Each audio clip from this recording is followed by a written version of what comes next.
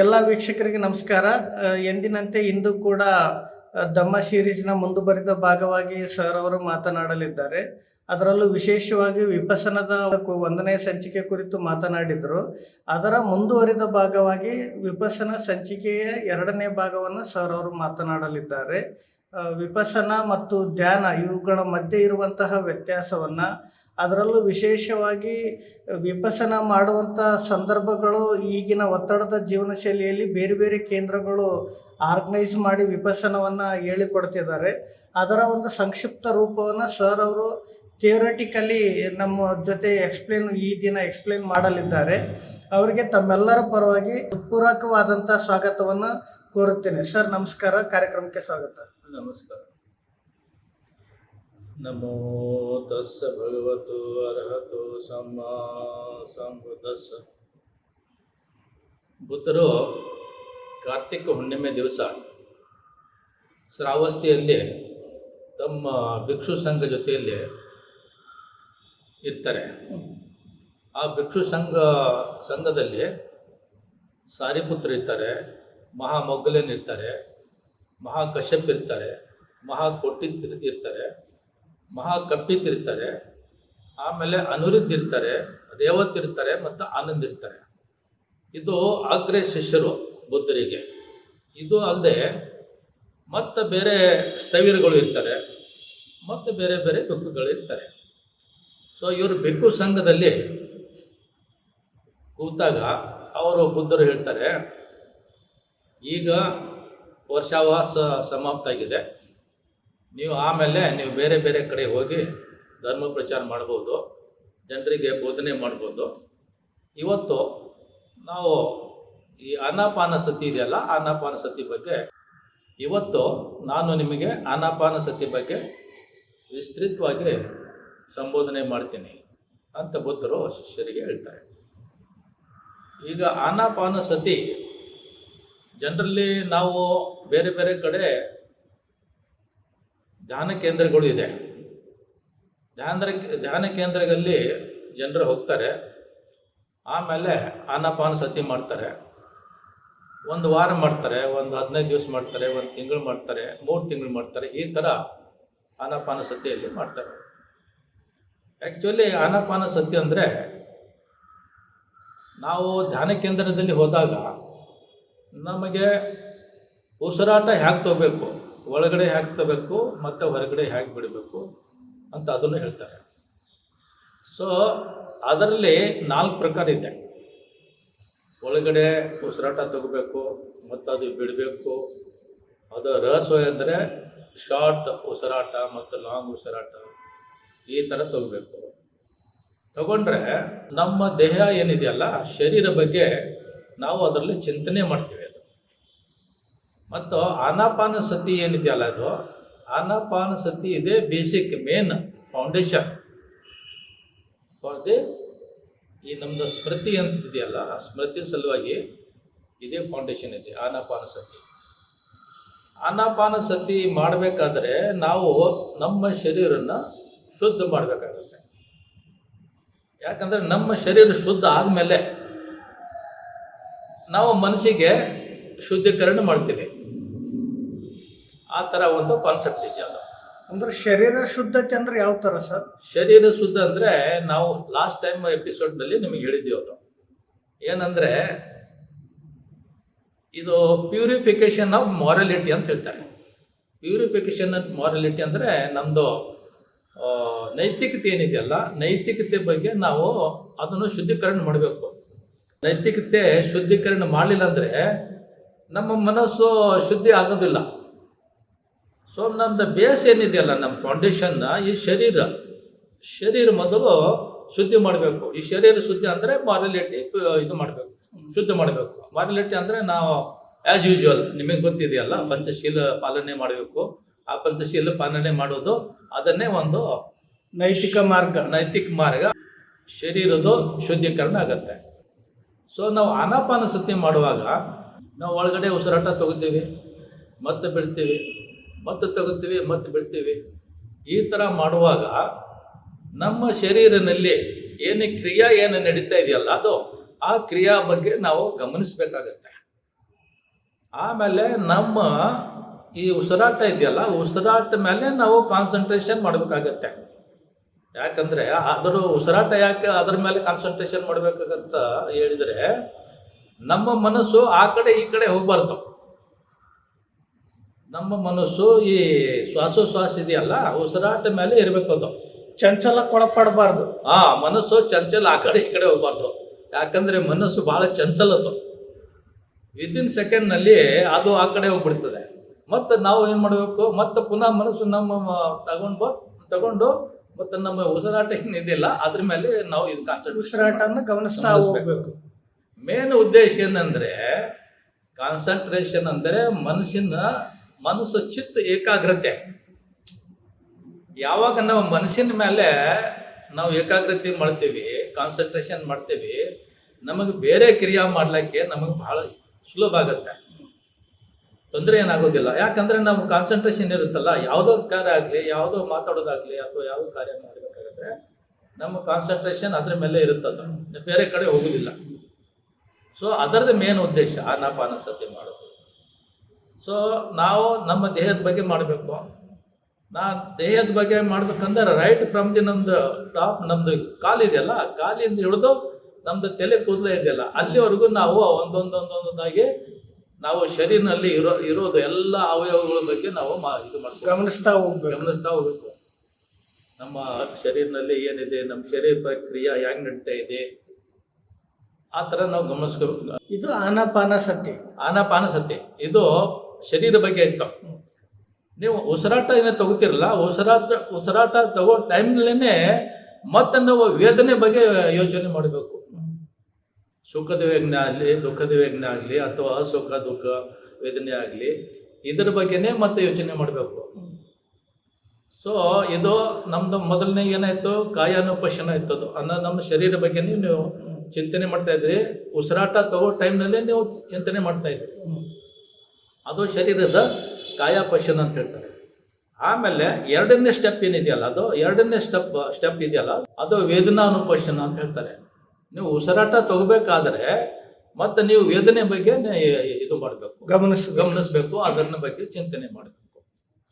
So ಇದು ಎರಡನೇ step ಆಯ್ತದು. ಮೂರನೇ ಸ್ಟೆಪ್ ಏನಿದೆಯಲ್ಲ, ಅದು ಚಿತ್ತ ಬಗ್ಗೆನೇ ಮತ್ತು ನೀವು ಯೋಚನೆ ಮಾಡಬೇಕು.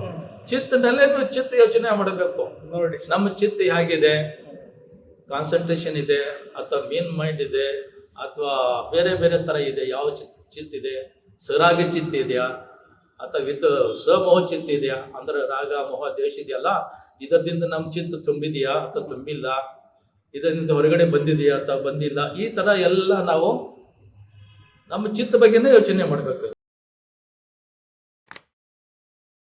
ಆ ಥರ ನಾವು ಥಿಂಕ್ ಮಾಡ್ಕೊಂಡು ಹೋಗ್ಬೇಕಾಗತ್ತೆ.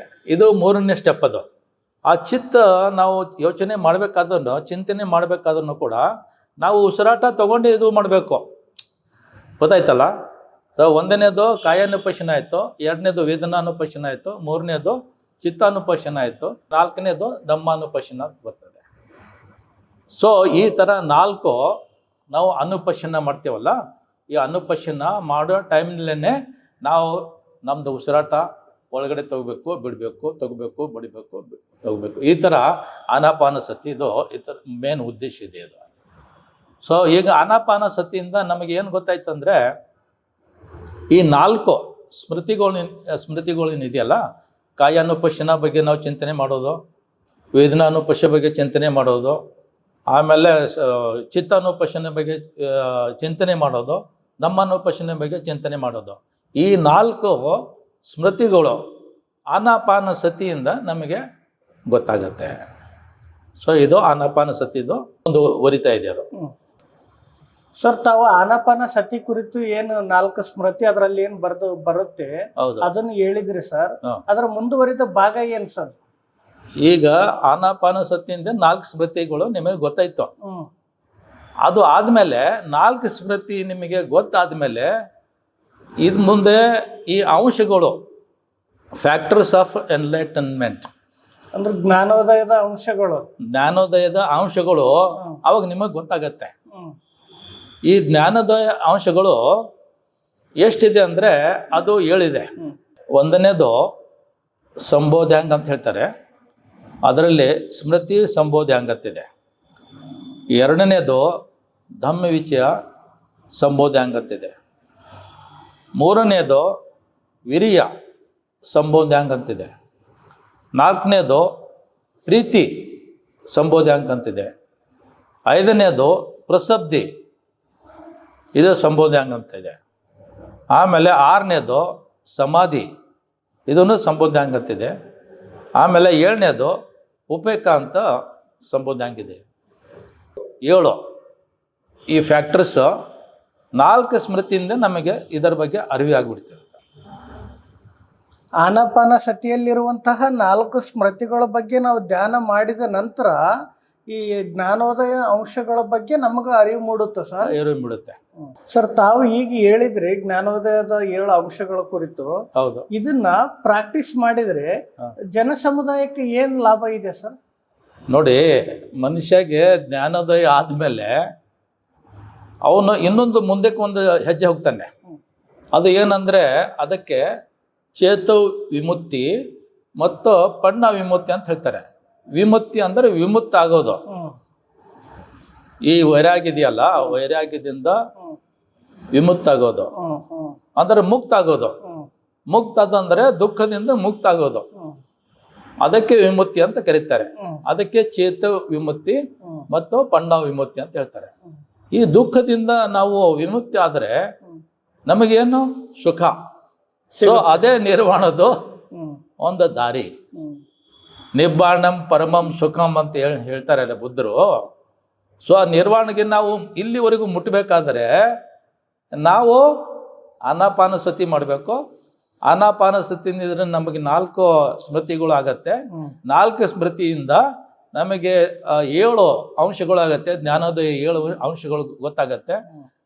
ಅದು ಆದಮೇಲೆ ಜ್ಞಾನೋದಯ ಅಂಶ ಎಲ್ಲ ಗೊತ್ತಾದ್ಮೇಲೆ ನಮಗೆ ಚೇತೋ ವಿಮುಕ್ತಿ ಮತ್ತು ಪಣ್ಣ ವಿಮುಕ್ತಿ ಅಂತ ಆಗತ್ತೆ. ಅಂದರೆ ನಾವು ವಿಮುಕ್ತ ಆಗಿರ್ತೀವಿ, ದುಃಖದಿಂದ ವಿಮುಕ್ತ ಆಗಿರ್ತೀವಿ. ಅಂದರೆ ದುಃಖದಿಂದ ವಿಮುಕ್ತ ಆದರೆ ನಾವು ಸುಖದಿಂದ ಇರ್ತೀವಿ ಅನ್ನೋದು ಒಂದು ಬುದ್ಧಂದು ಇದು ಕಾನ್ಸೆಪ್ಟ್ ಇದೆ. ವಿಪಶ್ಯನವನ್ನ ಬಹಳಷ್ಟು ಕೇಂದ್ರಗಳಲ್ಲಿ ಅದು ಮಾಡ್ತಾ ಇದ್ದಾರೆ. ಅದು ಯಾವ್ಯಾವುದೋ ರೀತಿಯಲ್ಲಿ ಅದನ್ನು ಮಾಡ್ತಾ ಇದ್ದಾರೆ ಸರ್. ಈಗ ಒಂದು ಧಮ್ಮದ ಪ್ರಕಾರ ವಿಪಶ್ಯನ ಮಾಡೋದ ಅಂದ್ರೆ ಅದರ ಸೀಕ್ವೆನ್ಸ್ ಯಾವ ತರ ಇರುತ್ತೆ ಅನ್ನೋದ್ರ ಬಗ್ಗೆ ಏನಾದ್ರೂ ಮಾಹಿತಿ ಕೊಡ್ಬೋದಾ? Very good. ಅದು ಏನಂದ್ರೆ, ಈಗ ನೀವು ವಿಪಶ್ಯನ ಬಗ್ಗೆ ಸೀಕ್ವೆನ್ಸ್ ಅಂತ ಕೇಳಿದ್ದೀರಾ. It's very good question. ಯಾಕಂದ್ರೆ ಈಗ ನಾವು ವಿಪಶ್ಯನ ಮಾಡ್ಬೇಕಂದ್ರೆ ಒಂದು ಸೀಕ್ವೆನ್ಸ್ ದಿಂದ ಮಾಡ್ಕೊಂಡು ಹೋಗ್ಬೇಕಾಗತ್ತೆ ಅಲ್ವಾ? ಸೊ ಅದರಲ್ಲಿ ಫಸ್ಟ್ ಸೀಕ್ವೆನ್ಸ್ ಏನಂದ್ರೆ ಈ ಶರೀರಿಗೆ ಸೂಕ್ಷ್ಮ ದೃಷ್ಟಿಯಿಂದ ನೋಡೋದು ಒಂದು ಇದು ಸೀಕ್ವೆನ್ಸ್. ಫಸ್ಟ್ ಸೀಕ್ವೆನ್ಸ್ ಅದು ಆಯ್ತಲ್ಲ.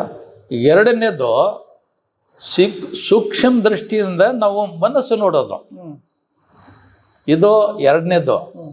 ಮೂರನೇದು ನಾವು ಶರೀರ ಮತ್ತು ನಮ್ಮ ಮನಸ್ಸು ಇದರ ಬಗ್ಗೆ ಚಿಂತನೆ ಮಾಡೋದು, ಇದು ಮೂರನೇದು. ನಾಲ್ಕನೇದು ಏನಿದೆಯಪ್ಪ ಅಂದರೆ ಶರೀರ ಮತ್ತು ಮನಸ್ಸು ಈಗ ಹೇಗೆ ಕಂಡೀಷನ್ ಅಂದರೆ ಒಂದ್ರ ಮೇಲೆ ಒಂದು ಡಿಪೆಂಡ್ ಆಗಿರ್ತಲ್ಲ, ಅದು ಇಂಟರ್ ಡಿಪೆಂಡೆನ್ಸ್. ಶರೀರ ಮತ್ತು ಇದು ಮನಸ್ಸು ಹೇಗೆ ಇಂಟರ್ ಡಿಪೆಂಡೆನ್ಸ್ ಇರ್ತಲ್ಲ ಅದರ ಬಗ್ಗೆ ಇದು ಮಾಡಬೇಕು. ಐದನೇದು ಮೇನ್ ಇಂಪಾರ್ಟೆಂಟ್ ಅಂದರೆ ಈ ನಮ್ಮದು ಅನಿತ್ಯ ಮತ್ತು ದುಃಖ ಮತ್ತು ಅನಾತ್ಮ ಇದೇನಿದೆಯಲ್ಲ, ಈ ಮೂರನ್ನು ನಮ್ಮ ಶರೀರಕ್ಕೆ ಮತ್ತು ಮನಸ್ಸಿಗೆ ಹೇಗೆ ಅಪ್ಲಿಕೇಶನ್ ಆಗುತ್ತೆ ಅನ್ನೋದು ಇದು ಸೀಕ್ವೆನ್ಸ್ನಲ್ಲಿ ಬರಬೇಕು. ಈ ಸೀಕ್ವೆನ್ಸ್ನಲ್ಲಿ ಬಂದುಬಿಟ್ರೆ ನಿಮಗೆ ವಿಪಶ್ಯನ ಮಾಡಿದ್ದು ಧ್ಯಾನದ್ದು ನಿಮಗೆ ಫಲ ಸಿಗುತ್ತೆ. ನಾವು ವಿಪಶ್ಯನ ಎದಕ್ಕೆ ಮಾಡ್ತಾ ಇದ್ದೀವಿ ಅಂತ ನಿಮಗೆ ಅರಿವೆ ಆಗುತ್ತೆ. ಸೊ ವಿಪಶ್ಯನ ಧ್ಯಾನದ ಫಲ ಮತ್ತು ಅದರದ್ದು ಅರಿವೆ ನಿಮಗೆ ಗೊತ್ತಾದರೆ ನಿಮಗೆ ಆವಾಗ ನಿಮಗೆ ವಾಟ್ ಈಸ್ ರಿಯಲಿ ವಿಪಶ್ಯನ ಅಂದರೆ ಏನು, ಅದು ಪರಮ ಜ್ಞಾನದು. ವಿಪಶ್ಯನ ಅಂದರೆ ಧ್ಯಾನ ಅಲ್ಲ. ಆ್ಯಕ್ಚುಲಿ ಭಾಳಷ್ಟು ಜನರ ವಿಪಶ್ಯನ ಮಾಡಿದ್ರೆ ಕೇಳ್ತಾರೆ. ಬಟ್ ವಿಪಶ್ಯನ ಅಂದರೆ ಆ್ಯಕ್ಚುಲಿ ಪರಮ ಜ್ಞಾನ. So this is the concept of the Vipassana. ಅಂದರೆ ಈ ಸೀಕ್ವೆನ್ಸ್ನಲ್ಲಿ ನಾವು ಮಾಡ್ಕೊಂಡು ಹೋಗಬೇಕಾಗತ್ತೆ. ಸೊ ಈಗ ಫಸ್ಟ್ ನಾವು ಸೂಕ್ಷ್ಮ ದೃಷ್ಟಿಯಿಂದ ನಾವು ಶರೀರ ಬಗ್ಗೆ ನಾವು ಇದು ಮಾಡಬೇಕು, ತಿಳುವಳಿಕೆ ಮಾಡಬೇಕು. ಸೊ ಫಸ್ಟ್ ನಾನು ಹೇಳ್ದಲ್ಲ ನಿಮಗೆ ಶರೀರ ಬಗ್ಗೆ, ಈ ಶರೀರ ಬಗ್ಗೆ ನಾವು ಥಿಂಕ್ ಮಾಡಬೇಕು. ಮೊದಲೇ ಆನಾಪಾನಸತಿಯಲ್ಲಿ ನೀವು ಶರೀರ ಬಗ್ಗೆ ಥಿಂಕ್ ಮಾಡಿದ್ದೀರ. ಇನ್ನೊಂದು ಏನಾಗುತ್ತೆ ಅಂದರೆ ಇರಿಯಾಪತ್ ಅಂತಿದೆ. ಇರಿಯಾಪತ್ ಅಂದರೆ ಇದು ನಮ್ಮದು ಶರೀರ ಏನಿದೆಯಲ್ಲ, ಬಾಡಿ ಪೋಶ್ಚರ್. ನಾವು ಈಗ ಕೂತಿದ್ದೀವಿ ಅಥವಾ ನಿಂತಿದ್ದೀವಿ ಅಥವಾ ನಾವು ನಡಿತೀವಿ ಅಥವಾ ನಾವು ಮಲ್ಕೊಂಡು ಬಿಡ್ತೀವಿ, ಇದು ಬಾಡಿ ಪೋಶ್ಚರ್ ನಮ್ಮದು. ಈ ಬಾಡಿ ಪೋಶ್ಚರ್ ಬಗ್ಗೆ ನಾವು, ಇದು ಎರಡನೇದು ಬಾಡಿ ಪೋಶ್ಚರ್ ಬಗ್ಗೆ ಗೊತ್ತಾಗಬೇಕು. ಮೂರನೇದು ಅಂದರೆ ಸಂಪಜನ್ ಅಂತ ಹೇಳ್ತಾರೆ. ಸಂಪಜನ್ ಅಂದರೆ ಕ್ಲಾರಿಟಿ ಆಫ್ ಕಾನ್ಷಿಯಸ್ನೆಸ್ ಇರಬೇಕು.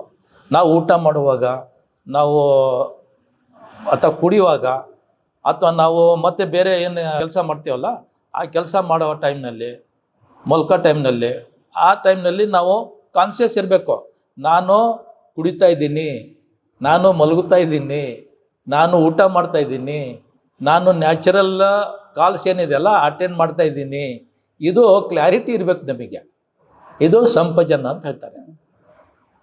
ನಾಲ್ಕನೇದು ಅಶುಭ. ಅಶುಭ ಅಂದರೆ ಲಾಸ್ಟ್ ಟೈಮ್ನಲ್ಲಿ ನಾನು ನಿಮಗೆ ಮೆಡಿಟೇಷನ್ ಮಾಡುವಾಗ ಒಬ್ಬ ಭಿಕ್ಕು ಆಗಲಿ ಅಥವಾ ಒಬ್ಬ ಸಾಧಕ ಆಗಲಿ, ಅವನು ಸ್ಮಶಾನ ಭೂಮಿಗೆ ಹೋಗ್ಬಿಟ್ಟು ಆ ಸ್ಮಶಾನ ಭೂಮಿನಲ್ಲಿ ಇರ್ತಕ್ಕಂಥ ಅವನು ಇದು ನೋಡಬೇಕು. ಈ ಮೂಳೆಗಳು ಬಿದ್ದಿದ್ದು ಅಥವಾ ಯಾವ್ದಾರ ಒಂದು ಬಾಡಿ ಸತ್ತೋಗಿದೆ ಹೆಣ ಆಗಲಿ, ಅದು ಉಬ್ಬಿದಾಗಲಿ, ಅದಕ್ಕೆ ಬಣ್ಣ ಕಲರ್ ಚೇಂಜಸ್ ಆಗಲಿ, ಇದು ಎಲ್ಲ ಅಶುಭ ಇದು ಇದೆಯಲ್ಲ, ಅದು ಎಲ್ಲ ನೋಡಬೇಕು. ಅದು ಆದಮೇಲೆ ಈಗ ಧಾತು ವಿವರ್ತನ ಅಂತ ಬರುತ್ತೆ. ಧಾತು ವಿವರ್ತನ ಅಂದರೆ ನಮ್ಮ ಶರೀರ ಏನಿದೆಯಲ್ಲ, ಈ 4 ಧಾತುಗಳಿಂದ ಕೂಡಿ ಈ ನಮ್ಮ ಶರೀರ ರಚನೆ ಆಗಿದೆ ಅಂತ ಇದಾಗುತ್ತೆ. ಅದು ಪೃಥ್ವಿ, ಅಪೋ, ತೇಜೋ, ವಾಯು, ಈ 4 ಧಾತುಗಳಿಂದ ನಮ್ಮ ಶರೀರ ರಚನೆ ಆಗಿದೆ ಅಂತ ನಮಗೆ ತಿಳುವಳಿಕೆ ಬರುತ್ತೆ. ಇದು ಏನಿದೆಯಲ್ಲ, ಇದು ಎಲ್ಲ ಈ ನಮಗೆ ಸೂಕ್ಷ್ಮ ದೃಷ್ಟಿಯಿಂದ ನಾವು ಶರೀರಕ್ಕೆ ನೋಡೋದು. ಇದು ಡಿಸರ್ನ್ಮೆಂಟ್ ಆಫ್ ದಿ ಬಾಡಿ ಅಂತ ಹೇಳ್ತಾರೆ. ಈ ನೆಕ್ಸ್ಟ್ ಏನು ಬರುತ್ತಲ್ಲ, ನೆಕ್ಸ್ಟ್ ಅದು ಡಿಸರ್ನ್ಮೆಂಟ್ ಆಫ್ ದಿ ಮೈಂಡ್. ಅಂದರೆ ನಾವು ಮನಸ್ಸು ಏನಿದೆಯಲ್ಲ, ನಮ್ಮ ಮನಸ್ಸು ಸೂಕ್ಷ್ಮ ದೃಷ್ಟಿಯಿಂದ ನೋಡೋದು ಅಂತ ಇದೆ. ಅದು ಸೊ ನಮ್ಮ ಮನಸ್ಸು ಎಷ್ಟು ಪ್ರಕಾರ ಇದೆ ಅಂತ ಹೇಳಿದರೆ, ಬುದ್ಧರು ಹೇಳ್ತಾರೆ ನಮ್ಮ ಮನಸ್ಸು, ಅದರ ಮನುಷ್ಯನ ಪ್ರಕಾರಗಳು 89 ಇದೆ, 89 ಇದೆ. ಅದು ಅಲ್ಲದೆ ಮತ್ತು 121 ಮನುಷ್ಯನ ಪ್ರಕಾರಗಳು ಇದೆ. ಮತ್ತೆ ಅದರಲ್ಲಿ ಭಾಗ ಇಲ್ಲ, ಅದಕ್ಕಿಂತ ಮತ್ತೆ ಇನ್ನೂ ಜಾಸ್ತಿ. ಆ ಥರ ಇಷ್ಟೊಂದು ಒಂದು ಮನಸ್ಸು 121 ಪ್ರಕಾರ ಇದೆ ಅಂತ ಹೇಳಿದರೆ, ಮನುಷ್ಯಗೆ ಬುದ್ಧರು ಎಷ್ಟು ಮೈನ್ಯೂಟಾಗಿ, ಎಷ್ಟು ಮೈಕ್ರೋಸ್ಕೋಪಿಕ್ ಆಗಿ ಅವರು ಪೃಥಕ್ಕರಣ ಮಾಡಿದ್ದಾರೆ ಅಂತ ನಾವು ತಿಳ್ಕೊಬೇಕಾಗತ್ತೆ. ಬರೇ ನಾವು ಮನಸ್ಸು ಅಂದ್ರೆ ಬರೀ ಮನಸ್ಸು, ಒಂದೇ ಮನಸ್ಸಲ್ಲ, ತುಂಬಾ ಮೆಟಿಕ್ಯುಲಸ್ ಆಗಿ ನೋಡಿದ್ದಾರೆ. ಇಷ್ಟೊಂದು ಅನಾಲಿಸಿಸ್ ಮಾಡಿದ್ದಾರೆ ಅವರು. ಮನಸ್ಸು 121 ಪ್ರಕಾರಗಳು ಇದೆ ಮನಸ್ಸಿಂದು. ಸೊ ಆ 121 ಪ್ರಕಾರ ಅದರ ಮೇಲೆ ನೀವು ಮತ್ತೆ ಅನಾಲಿಸಿಸ್ ಮಾಡ್ಲಿಕ್ಕೆ ಸಾಧ್ಯನೇ ಇಲ್ಲ. That is the last point 121. So ಏನಾದರೂ 121ಕ್ಕಿಂತ ಹೆಚ್ಚು ಅಂತ ಹೇಳಿದರೆ ಅವನು ಮತ್ತು ಪರಮಜ್ಞಾನಿನೇ ಅಂತ ಹೇಳಬೇಕಾಗತ್ತೆ. ಬಟ್ ಅಷ್ಟೊಂದು ಹೇಳೋತ್ತು ಸ್ಥಿತಿನಲ್ಲಿ ಯಾರೂ ಇಲ್ಲ ಸದ್ಯದಲ್ಲಿ. ಇನ್ನು ಯಾರಿಗೂ ಯಾರೋ ಹೇಳಿಲ್ಲ. ವಿಪಸ್ಸನ ಬಗ್ಗೆ ಹೇಳ್ತಾರೆ ಸರ್. ಸಾಮಾನ್ಯವಾಗಿ ಜನರು ವಿಪಸ್ಸನ ಅಂತಂದ್ರೆ ಅದು ಒಂದು ಧ್ಯಾನ ಅನ್ನೋಂಥ ಕಾನ್ಸೆಪ್ಟ್ ಇದೆ ಸರ್. ತಾವು ವಿಪಸ್ಸನ ಅಂದ್ರೆ ಅದು ಧ್ಯಾನ ಅಲ್ಲ, ಅದು ಪ್ರಜ್ಞೆ ಅಂತ ಹೇಳ್ತಾ ಇದ್ದೀರಿ. ಹಾಗಾಗಿ ಇದನ್ನ ಏನಾದರೂ ವಿಸ್ತೃತವಾಗಿ ವಿವರಿಸಬಹುದಾ? ಹೌದು ಸರ್. ಈಗ ನೋಡಿ, ಇನ್ಸೈಟ್ ಅಂತಿದೆ. ಇನ್ಸೈಟ್ ಅಂದ್ರೆ ವಿಪಶ್ಯನ ಅಂತ ಹೇಳ್ತಾರೆ. ನಾನು ಲಾಸ್ಟ್ ಟೈಮ್ ನಿಮಗೆ ಲಾಸ್ಟ್ ಎಪಿಸೋಡ್ನಲ್ಲಿ ಹೇಳಿದೆ, ವಿಪಶ್ಯನ ಅಂದ್ರೆ ಪಶ್ಯನ ಅಂದ್ರೆ ನೋಡೋದು, ವಿಪಶ್ಯನ ಅಂದ್ರೆ ಒಳ ನೋಡೋದು ಅಂದ್ರೆ ಅಂತರದೃಷ್ಟಿ ದೃಷ್ಟಿಯನ್ನ ನೋಡೋದು, ಒಳನೋಟ. ಅದು ಒಳನೋಟ ಅಂತ ಹೇಳ್ತಿಲ್ಲ, ಅದು ನೋಡೋದು. ಅಂದರೆ ಆ್ಯಕ್ಚುಲಿ ಏನಂದರೆ ಈ ಥಿಂಗ್ಸ್ ಏನಿದೆಯಲ್ಲ, ದಟ್ ಈಸ್ ಇನ್ಸ್ಟಿಟ್ಯೂಟ್ ನಾಲೆಜ್ ಅಂತ ಹೇಳ್ತಾರೆ. ಆ ನಾಲೆಜ್ ಏನಿದೆಯಲ್ಲ, ನಾಲೆಜ್ದಿಂದ ನೀವು ಆ್ಯಕ್ಚುಲಿ ಏನು ಪರಿಸ್ಥಿತಿ ಇದೆ, ಏನು ಸ್ಥಿತಿ ಇದೆ, ಹೇಗೆ ರಚನೆ ಆಯಿತು ಅದನ್ನು ನೀವು ಥಿಂಕ್ ಮಾಡಿದರೆ ಅದಕ್ಕೆ ನಾವು ಪರಮಜ್ಞಾನ ಅಂತ ಹೇಳ್ತಾರೆ. ಈಗ ಆ್ಯಕ್ಚುಲಿ ಇದರಿಂದ ಏನು ಲಾಭ ಅಂದರೆ, ಈಗ ಈ 4 ಪವಿತ್ರತೆ ಅಂತ ಇರುತ್ತೆ. ಈಗ ಭಿಕ್ಕುಗಳಿಗೆ ಬರುತ್ತೆ, ಸಂಬಂಧಪಟ್ಟಿದ್ದಿದೆ ಅದು. ಸೋತಾಪನ್ನ, ಸಕದಾಗಾಮಿ, ಅನಾಗಾಮಿ ಮತ್ತು ಅರ್ಹಂತ ಇದು ಬರುತ್ತೆ. ಅದು ಆದಮೇಲೆ ನಿರ್ವಾಣ ಅಂತ ಬರುತ್ತೆ, ಅದು ವಿಮುಕ್ತಿ ನಿರ್ವಾಣ. ಸೊ ಅದು ಎರಡನೇದಾಯ್ತು ಅದು. ಆಮೇಲೆ ಮೂರನೇದೇನಿದೆಯಲ್ಲ, ಮೂರನೇ ಆ್ಯಕ್ಚುಲಿ ವಿಪಶ್ಯನ ಅಂದರೆ ಈ ಅನಿತ್ಯ, ದುಃಖ ಮತ್ತು ಅನಾತ್ಮ ಇದೆಯಲ್ಲ, ಇದರ ಬಗ್ಗೆ ಆತ್ಮದೃಷ್ಟಿಯಿಂದ ನೋಡೋದು ವಿಪಶ್ಯನ ಅಂತ ಹೇಳ್ತಾರೆ, ಪರಮಜ್ಞಾನ ಅಂತಂದ್ರೆ. ಈಗ ಅನಿಚ್ಛ ಅಂತಿದೆ, ಅನಿತ್ಯ ಅಂದರೆ ಯಾವುದೋ ವಸ್ತುಗಳಿದೆಯಲ್ಲ, ಯಾವುದೋ ಪದಾರ್ಥಗಳಿದೆಯಲ್ಲ, ಈ ಪದಾರ್ಥಗಳು ಯಾವುದೋ ನಿತ್ಯ ಇಲ್ಲ ಅನ್ನೋದು ಒಂದಿದೆ.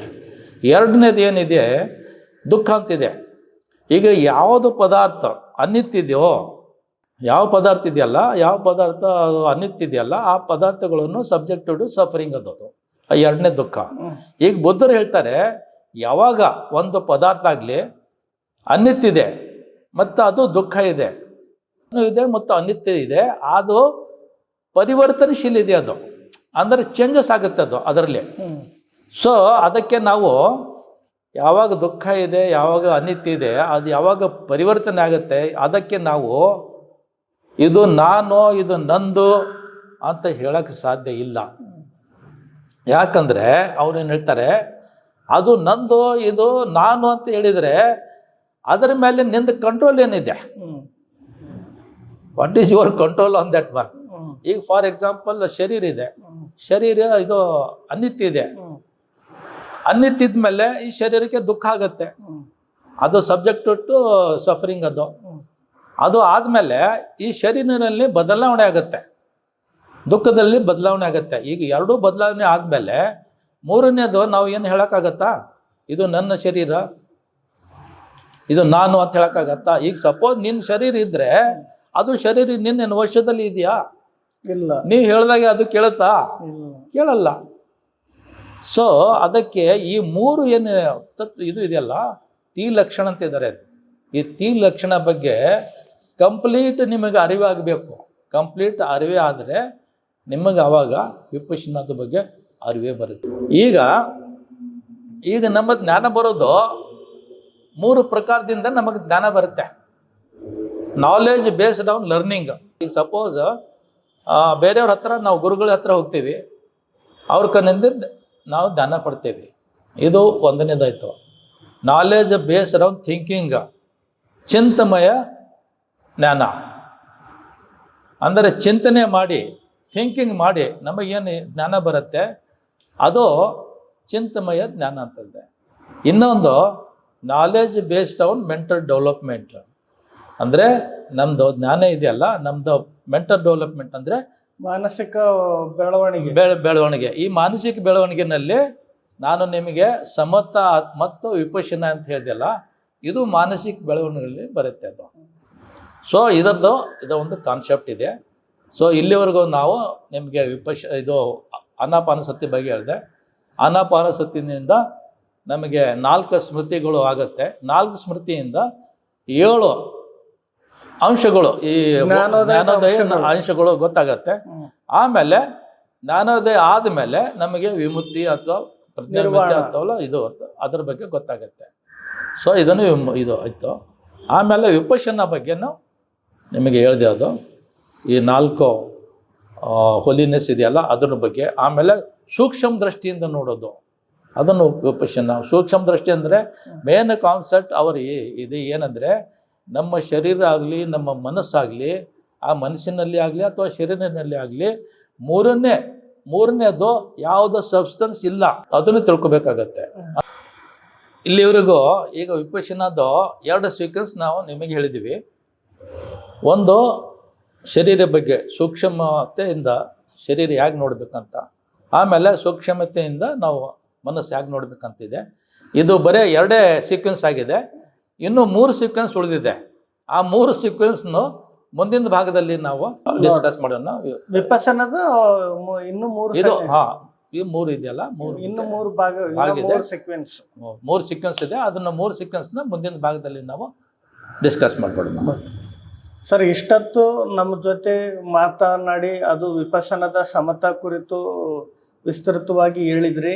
ಅದರಲ್ಲೂ ವಿಶೇಷವಾಗಿ ವಿಪಸ್ಸನ ಈಗಿನ ಸ್ಟ್ರೆಸ್ಫುಲ್ ವರ್ಲ್ಡಲ್ಲಿ ವಿಪಸ್ಸನವನ್ನು ವಿಭಿನ್ನವಾಗಿ ಬೇರೆ ಬೇರೆಯವರು ಪ್ರಾಕ್ಟೀಸ್ ಮಾಡ್ತಿರೋಂಥ ಸಂದರ್ಭದಲ್ಲಿ ಆ ಒಂದು ಪ್ರಾಕ್ಟೀಸ್ನ ನೀವು ಥಿಯೋರಿಟಿಕಲಿ ಸೀಕ್ವೆನ್ಸ್ ಯಾವ ಥರ ಬರಬೇಕನ್ನೋದ್ರ ಕುರಿತು ಈ ಸಂಚಿಕೆಯಲ್ಲಿ ಹೇಳಿರೋದಕ್ಕಾಗಿ ನಮ್ಮೆಲ್ಲ ವೀಕ್ಷಕರ ಪರವಾಗಿ ತಮಗೆ ಹೃತ್ಪೂರ್ವಕವಾದಂಥ ಧನ್ಯವಾದಗಳು ಸರ್. ನಮಸ್ಕಾರ.